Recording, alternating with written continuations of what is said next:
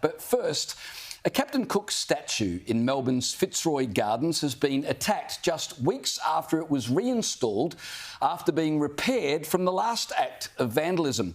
Back in February last year, vandals knocked the statue off its pedestal, and in the early hours of this morning, they used an angle grinder in an attempt to saw off the statue's head. 3 unidentified vandals fled before they were able to decapitate the statue after being interrupted by a security patrol. Now, here's the first lesson that our councils need to understand. It's pretty obvious that statues like Captain Cook or Queen Victoria, those statues that remind us of our British past, are targets for vandals.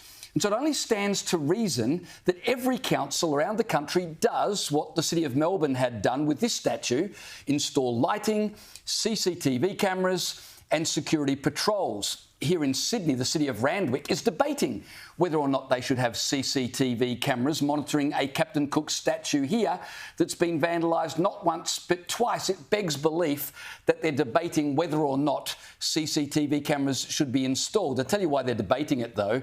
The Greens Mayor, Philippa Veitch, has said on the public record she doesn't think the statue should be there at all because it's a sad reminder of our colonial past, and so they're going to debate whether or not there should be security.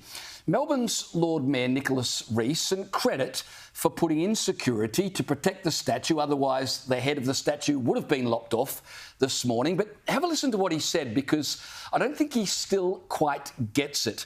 In a statement he said, and I quote, "Our security team observed Cook's cottage and the Captain Cook statue being damaged early on Tuesday morning and implemented measures that prompted offenders to leave the scene."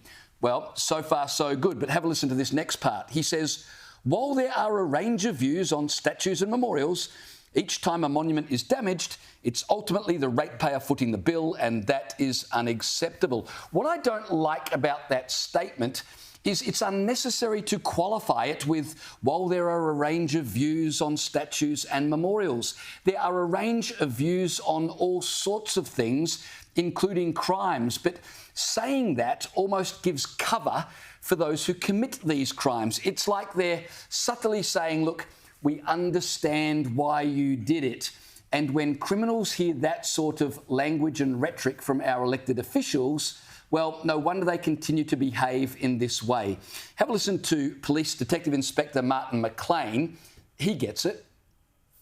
The community has a pretty dim view on people who behave in this manner in public. I don't see them as protesters, I see them as criminals, and that's how we'll deal with them. Absolutely, they're criminals. And for the Lord Mayor of Melbourne to say, you know, the problem here is ultimately ratepayers have to pay money to fix the statue, that's probably the last concern, to be honest. It's not that much money. It's more an attack on our history, our culture and our country than an attack on ratepayer money. The problem I see with this, Liz and Caleb, is that if our elected officials don't talk tough on this, then we're going to get to a point where this happens so often that Lord Mayors across the country will say, you know what, it's just not worth it. It's too expensive for ratepayers. We're better off just not having these statues at all. Problem solved.